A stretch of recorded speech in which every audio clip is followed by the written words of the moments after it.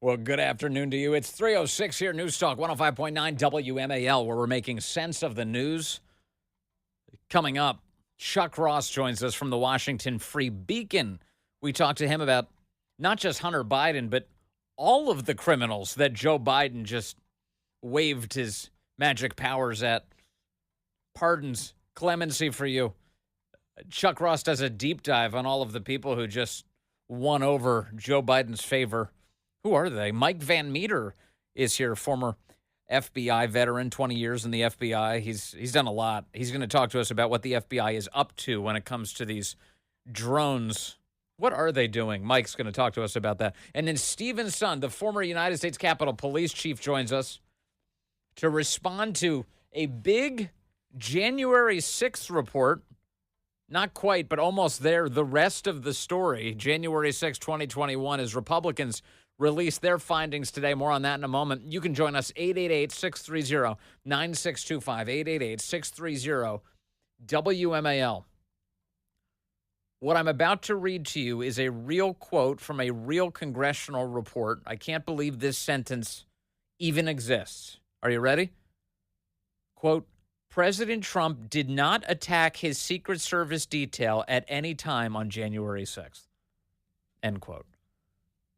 That is a real sentence in the English language, now disseminated at taxpayer expense by the United States House of Representatives. President Trump did not attack his Secret Service detail at any time on January 6th.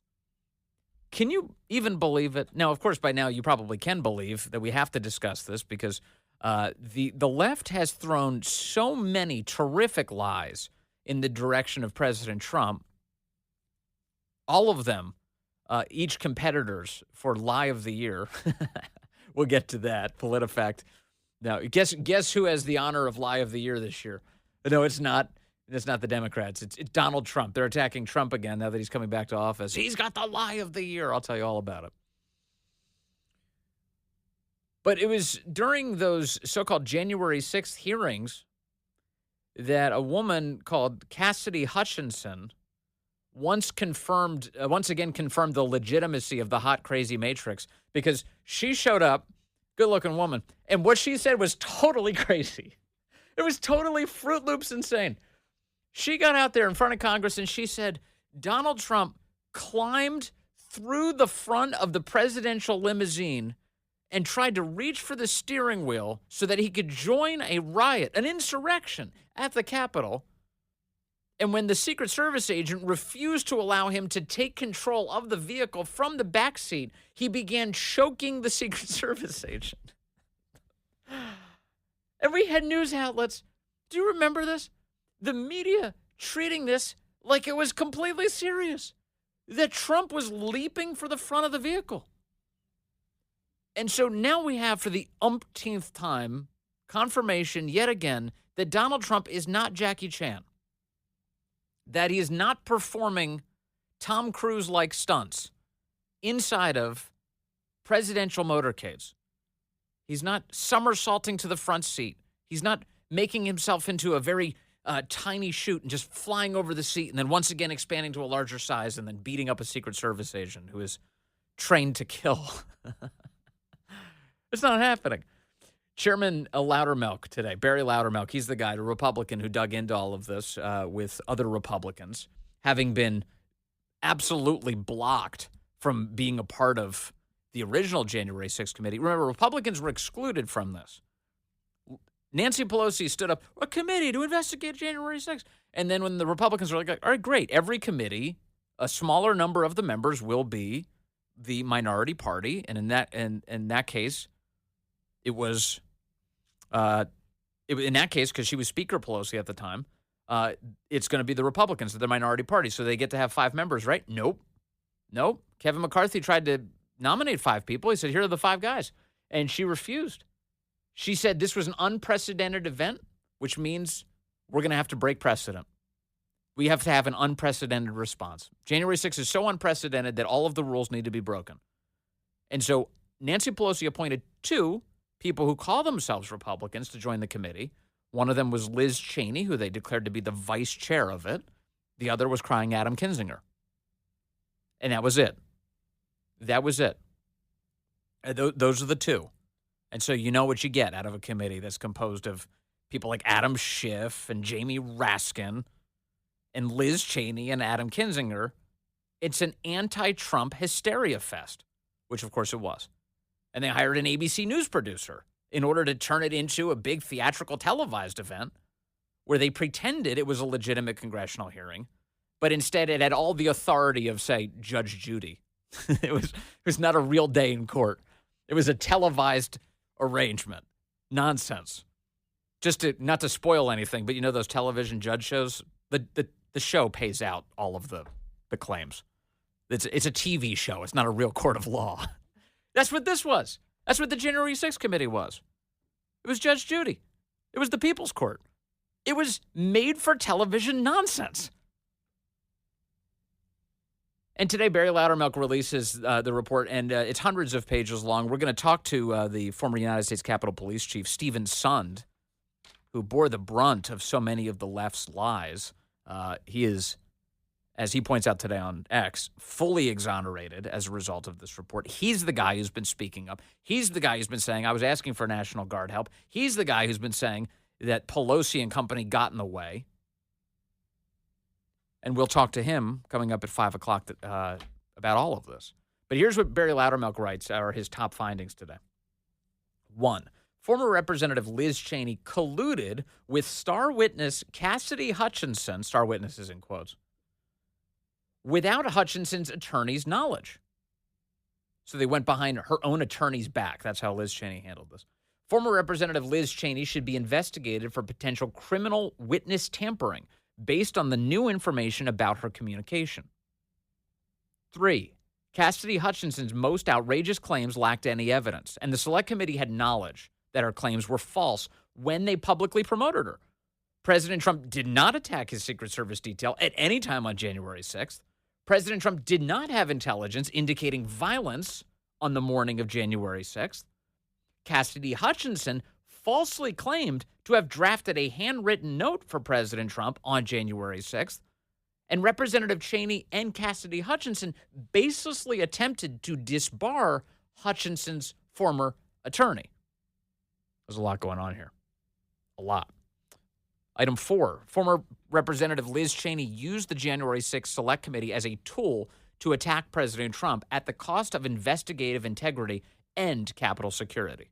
As they point out, that committee did not result in the Capitol being any safer. They didn't do anything to improve security at the Capitol. Remember, the whole point of this was it was a blue ribbon commission. They were going to get to the bottom of this. They were going to fix the security issues at the Capitol. They did no such thing. It was an anti-Trump slander fest. That's what that whole thing was.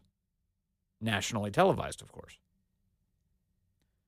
Number 5, the January 6th Select Committee was improperly constituted and lacked authority. That gets right to the point that I was making a moment ago, where they refused to entertain actual Republicans as members of the committee, even though they were obligated to. 6, the January 6th Select Committee neglected or withheld evidence from its final report and deleted voluminous records that it should have preserved. Let me dwell on that point for a moment. It is a token of faith among the legacy news media right now that the January 6th committee did not delete anything. They have been maintaining that every last record has been retained. It was a fulsome examination of the events of January 6th, which, by the way, was an insurrection, and which, by the way, Donald Trump was responsible for, and which, by the way, he almost got there himself as he tried to tackle a Secret Service agent in the effort. But as Republicans, Barry Loudermilk leading them, have been saying ever since they got a hold of whatever they could, they've been saying, wait a second, everything is being deleted. All of the, quote, findings have been deleted. Now, why would the January 6th committee, if they had a really open and shut case here on Donald Trump being an insurrectionist, why would they delete anything? They wouldn't delete anything. Yeah, there's some warts here and there. Some things make some Democrats look bad, but you'd keep it in there, right? Because your story would be so good, just based on the facts alone, that you'd be able to say, look, Donald Trump is completely guilty here. And all of his awful supporters, we need to hold them accountable. It's his fault. But that's not what they did. No. They deleted a lot. They deleted a lot. And when I say a lot, over a terabyte of digital data was completely erased by the January 6th committee, the Pelosi version. Over a terabyte of data. The Federalist capturing that today in their write-up of this report. According to the report, the Federalist writes, House investigators sought to examine as many as 900 interviews that were taped by the Select Committee. More than a terabyte of digital data, however, including video records of the interviews, were not archived by the Democrats panel. Oh, they disappeared. They sat down for video interviews, and yet they were just absolutely erased. They just disappeared. I guess we don't get to see them. Of the documents that were provided to Loudermilk's staff, the quote, the Select Committee delivered more than 100 encrypted, password-protected documents and never provided the passwords. Well, that's the most Pelosi thing I've ever heard. Oh, yes, here you go. You've got all the evidence you need. Well, can you give us the password? No. So password protect, it's as good as not giving them anything. Password protected documents without the passwords. Quote, the failure to provide the subcommittee with these records raises serious concerns about the content of the records and their contribution to the Select Committee's narrative, says the report. Also, you know what that is, too. It's not just like doing the bare minimum of compliance. Oh, sure, we've retained these documents. That is an outright middle finger to the Republicans who are trying to get to the bottom of this. You send the documents, but you don't send the password. That's you saying up yours. That's what Nancy Pelosi was doing. That's her laughing in their face as they try and get to the bottom of this. Remarkable. And as far as the media's role in all of this, as I mentioned, the press has been holding on to this idea that, the documents weren't deleted. The documents are there. We talked to the Democrats, and the documents are there. In fact, remember, it was just a couple weeks ago, Meet the Press. Kristen Welker, President Trump are discussing this very issue. And President Trump correctly raises the point. He said, that January 6th, what he calls the Unselect Committee, they deleted everything. They destroyed all the evidence, said the president, correctly. Listen to Kristen Welker in a typical legacy media fact check. And here's what happened. The January 6th Unselect Committee of thugs and horrible people, the Unselect Committee destroyed all the evidence. They say they didn't do that. We did ask them. We did ask the January 6th committee. Well, they announced that they destroyed and deleted most of the evidence. We asked them, and they said they didn't do that. So how dare you? Do you see how reflexively they take Democrat talking points and then use them as the gospel truth? Of course, just as always, reverse all of the players here. If you had a Democrat saying the Republicans deleted all of the evidence of this thing that we're concerned about, and if she would Kristen Welker respond with, well, we talked to them and they said they didn't. So now what? No, of course not. She would take the Democrats' line on this. Why do you think they did that? Why did they delete those records? Those awful Republicans. They say some of the evidence is still under review. I want to know what. Wait. I want to know about your perspective, Mr. President. Kristen, I want to they ask put out about an announcement that they destroyed the evidence, and they destroyed all the stuff having to do with Nancy Pelosi, and they wouldn't let her testify. We said, why isn't she testifying? It was a whole rigged deal. Why isn't she testifying? I offered them 10,000 soldiers. She turned them. Yeah. So there you go. You're saying that interview with Trump and Kristen Welker that was December of last year? Okay. That particular was for December of last year. I feel like he just did another interview with Kristen Welker, and I almost can swear they brought this up. But here we are, full reporting. This is warts and all. So regardless, President Trump speaks with Kristen Welker, and she's insistent. She's completely insistent. They didn't delete anything. And Trump is rightly pointing. He said, when he says they, he's referring to Barry Loudermilk, because Loudermilk is the one who came out and said, it's been deleted. All this information was deleted. And Trump is right about that yet again. And it's the media who are lying. Speaking of that, we'll get to the lie of the year coming up as PolitiFact releases its annual lie of the year. And, of course, they're attacking Trump. And, of course, as always, it's one of those stories where it's like, okay, what's the lie? What's the specific lie? And then you start digging into it, and you're like, well, it turns out that you are misconstruing this entire thing, And once again, President Trump was actually onto something, and you don't want to admit it. We'll get to that and what they left out. What other competitors should there have been for Lie of the Year? I can think of a couple. All right, so some real-time reporting on the subject. So we started, that audio clip I just played for you was from December of last year between President Trump and Kristen Welker.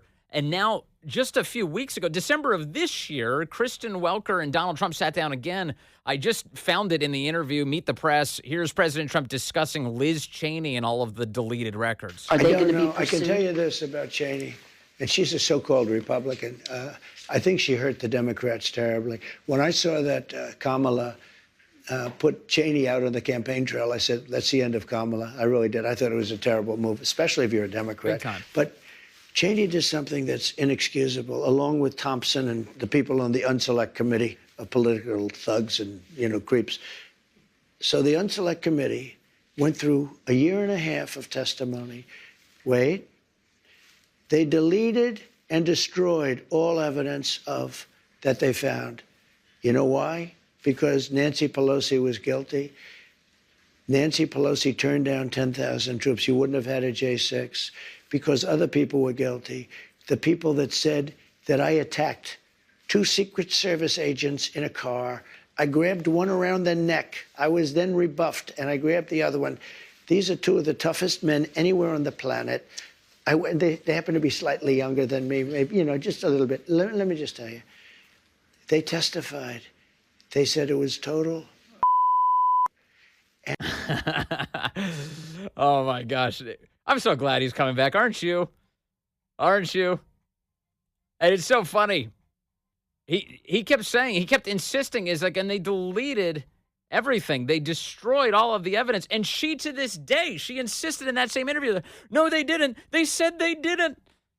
They're lying to you. And you're lying to us. Good for President Trump. Always confronting it at the exact moment it happens. Coming up, Chuck Ross is with us. He will talk to us about all the criminals Joe Biden just unleashed on the country. The latest ones. Hey, good afternoon to you. It's 3:35 here at News Talk 105.9 WMAL, where we're making sense of the news. Coming up, former FBI official Mike Van Meter will be with us. He'll talk to us about what the federal government is doing or not doing as it relates to those drones over the United States. And former United States Capitol Police Chief Stephen Sund is here at 5 o'clock. We talked to him about the latest report on January 6th, what I'm calling the rest of the story, or at least most of it. You can join us, 888-630-9625, 888-630-WMAL.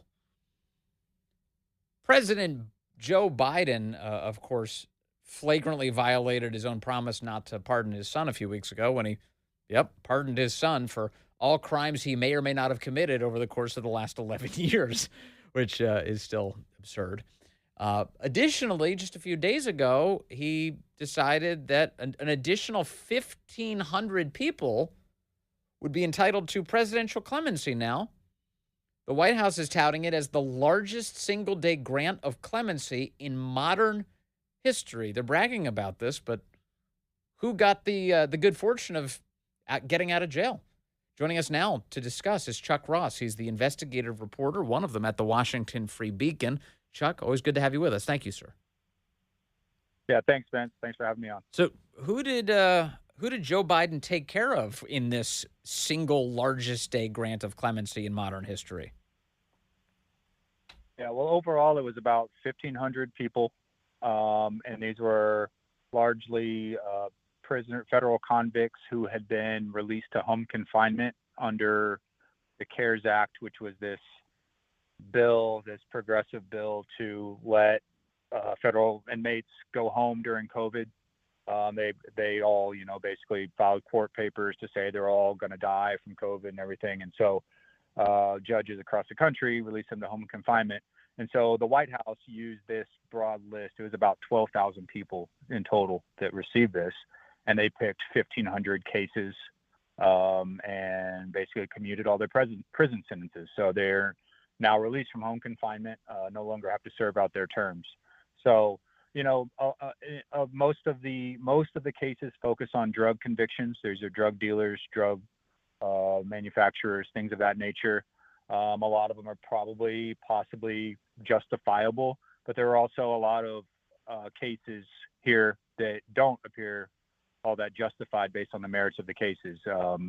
We have, our team went through all 1,500 names. I know other outlets did as well. And we came up with some doozies.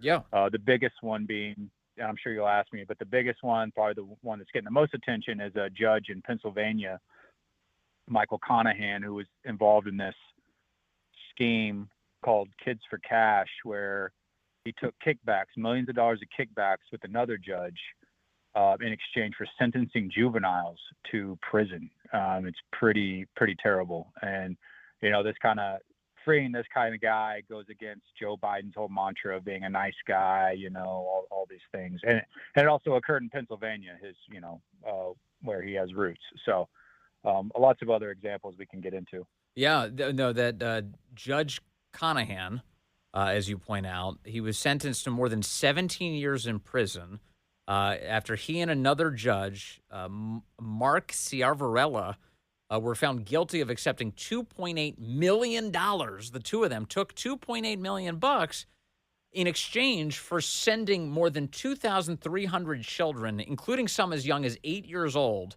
to juvenile detention centers. That is prison. They were sending kids to prison in exchange for taking millions of dollars.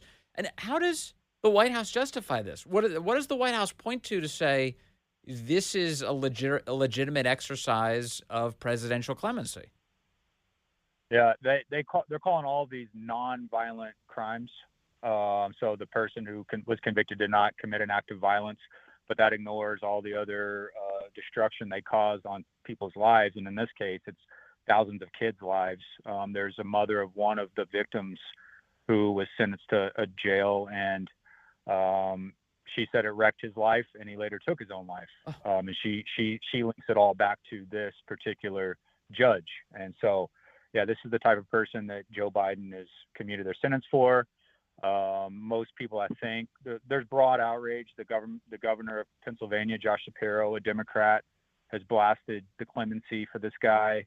And there's plenty of other examples. There are fentanyl dealers. We reported on one.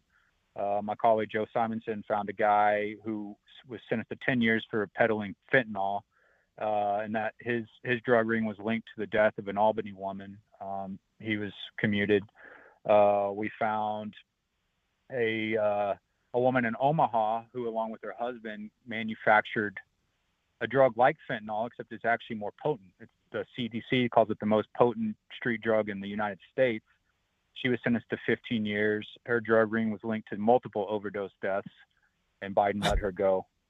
So how can they call this? And, a lot of drug dealers. What you're describing, though, like usually when we refer to something as nonviolent, we sort of, like any category of crime, you're thinking like parking tickets, guy got busted for smoking some weed or something.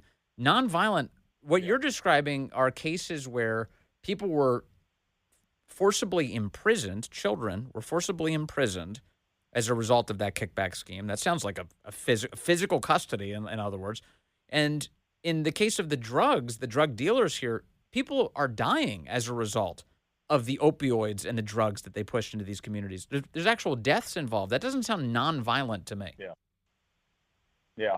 I mean, they're using the very, very literal term, like a guy didn't stab or shoot someone, so they're classifying him as nonviolent. When, if you look at the cases, if you cause a death or, destruction, wreck someone's life, that's an act of violence in a lot of people's minds. It's pretty. There are a lot of examples here, and that doesn't even get into all the other cases. You mentioned earlier that the White House had considered a much larger list and then pared it down to these 1,500. Were you able to establish if there was like kind of a clear rule set for which people they chose and which people they didn't, or does this seem arbitrary to you, at least from the outside? We didn't get any insight into exactly how they picked these particular names. Biden has said there will be more. He plans on more, but we don't know if that's going to be from the same list of COVID prisoners, I guess, if you want to call them that. No, but he relied on nonviolent offenders, as we already talked about, and then also said they looked at cases where the sentences would have been lower now than when they were handed down. So I guess their argument is if a guy was sentenced to 20 years, by today's guidelines, maybe he would have only been sentenced to 10, Yes. so they commuted his sentence, which, I mean, it's 1,500 names. It's, as they've said repeatedly, it's the largest tranche of clemencies given ever, and we find it hard to believe that they actually dug into the details of every single one of these cases. I mean, we think they just looked at. Yeah. Yeah. Well, I know that as a reporter that you have a natural suspicion about everything. You're kind of like digging into it. But one of my suspicions here, Chuck Ross, is who got paid for this? What kind of money exchanged hands here? Whether it was the people who were doing the advocating to the White House or, God forbid, the White House itself taking money like this. Who got paid here? Like, how did these 1,500 in particular get selected? This massive, massive list. What are the forces that animated this, and more to come? Yeah.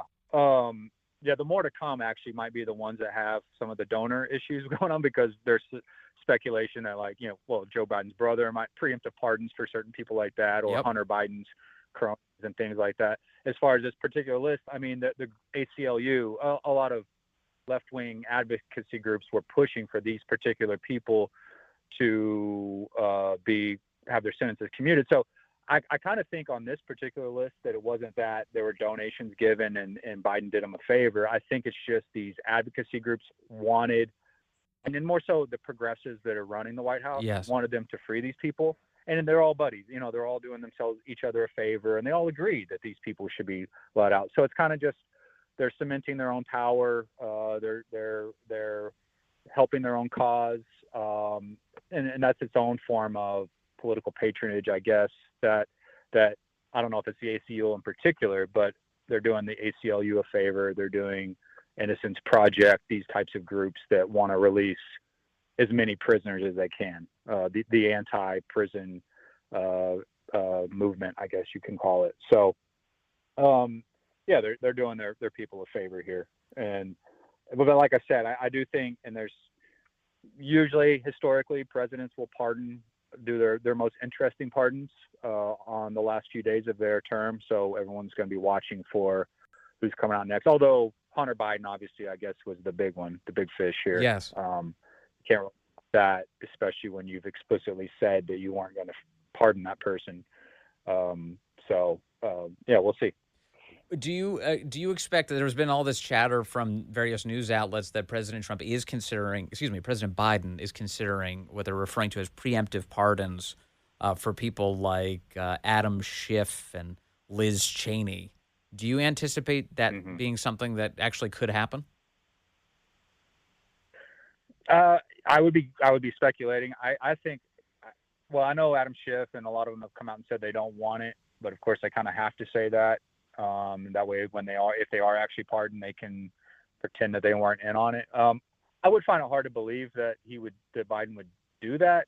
But then again, he's backtracked on other norms in the past that he wants to uphold, just because it would really open up a whole new precedent and it's something that Democrats have preemptively accused Trump of wanting to do.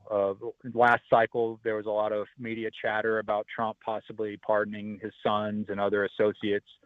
He never, of course, did that, and the liberal media made a big fuss about it, that he was going to, and he never did. So that doesn't mean that Biden won't just throw those norms out the window and start pardoning him. But and he already did. And that blanket pardon for Hunter Biden has never been seen before in American history. There's nothing like that. The Ford Nixon comparison doesn't even begin to come close to what we saw with Hunter Biden. And so in terms of kicking open doors and doing something that's never been done before, that horse is out of the barn, isn't it? Biden has definitely done that, at least with his son.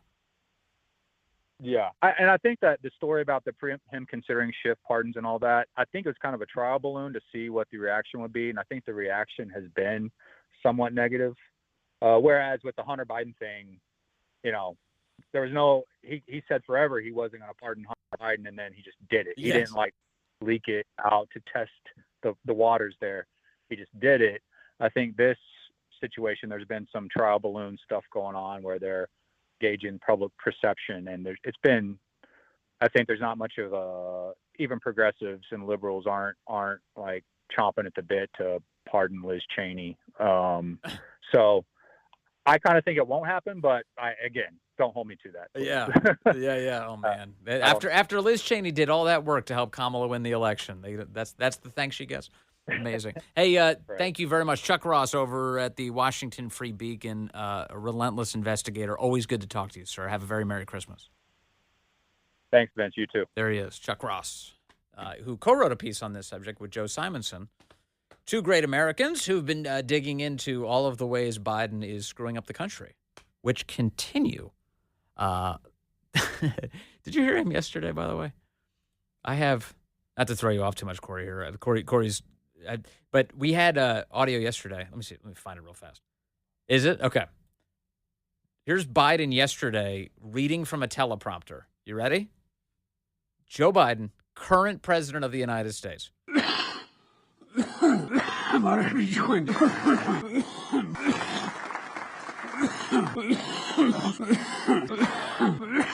have a little bit of a cold.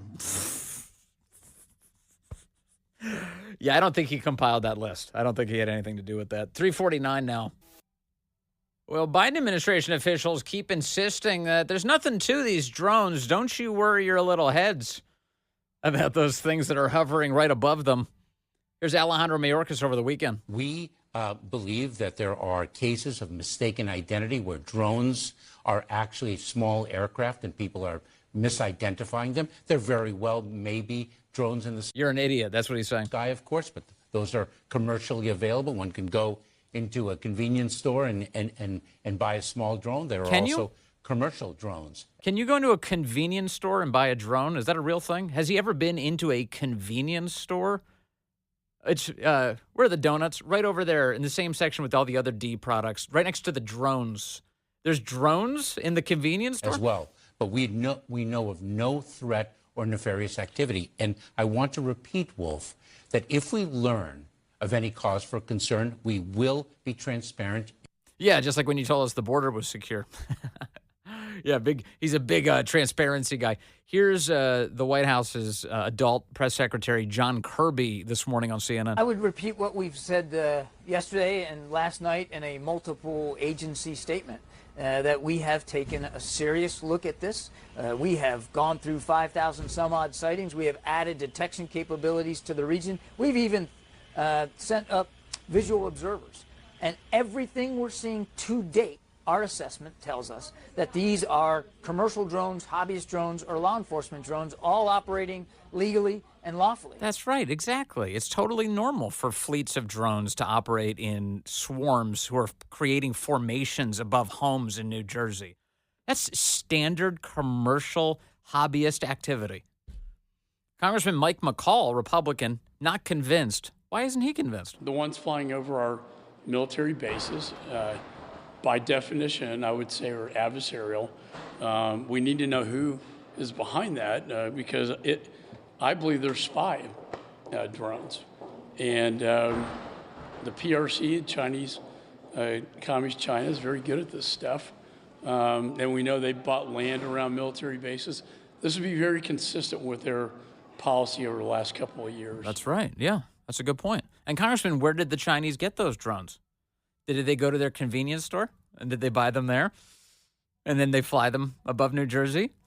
Where did they take off from? China? Did they fly all the way here? I'd love to get some answers. Joining us next, Mike Van Meter, former Navy helicopter pilot, a congressional candidate, and a 20-year FBI veteran. He'll react to the words coming out of the mouths of the federal government.